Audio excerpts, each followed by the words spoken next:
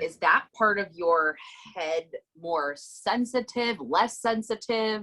Have you ever got sunburnt? I You're like, that's the I'm weirdest. sunburnt, but I I mean I'm pretty white as like the sun I think is burning me right now actually. Um, no, I don't think so. I mean, I think about sometimes like I'm like, okay, I've hit the right side, then my left side of the body, right, would be the one that's impacted, I think, right? Technically, I think it's kind of how it works, like Yeah. opposites usually. Um, but no, not necessarily like around that. I mean, yeah, no, nothing really like around the actual point of contact specifically.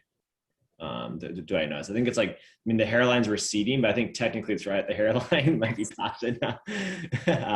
But yeah, no, nothing really there as far as that goes. There's still like, you know, being fairly physical, there's still part of me that kind of feels a little bit like some parts of my body, like my leg or my movement being like a little slower, my response. Ooh, But like, mine does too. Mine definitely yeah. moves slower.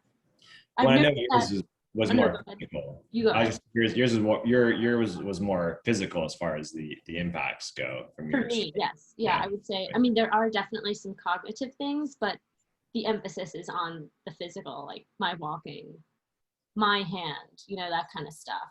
So in that sense, I'm very lucky. I can talk. I am working as well full time, and Wrote 2 books.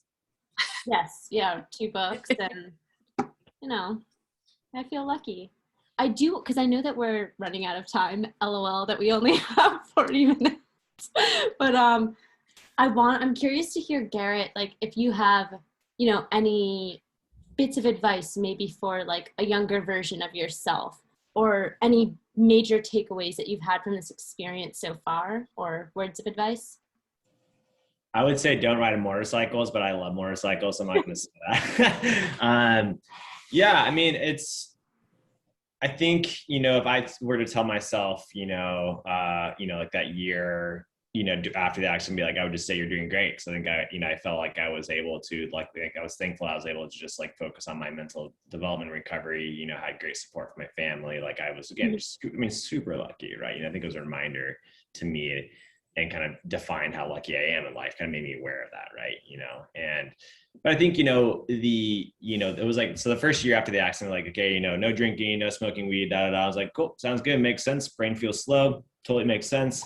And then I got to like the year mark and I was feeling pretty good, relatively speaking. Right? I don't think I realized it was relative. I was like, I'm on top of the world. Like, I feel great. And I was like, let's start drinking again. And it was like, I just like went back to my old life, like 100, like really quickly, or tried to, right? Uh-huh. And I think for me, I would tell that Garrett, like that year mark when he was getting the approval from, I didn't get approval. My doctor was just like, give it a go. I don't recommend it. I was like, cool, sounds good.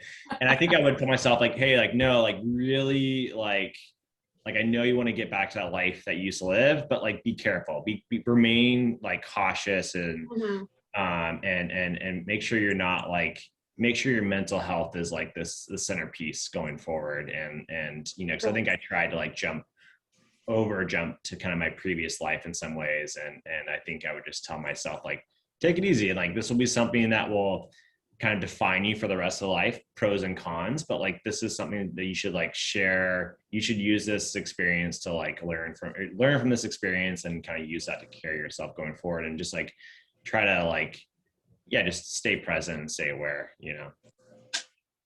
Love that. Those are really good ones. That's really good.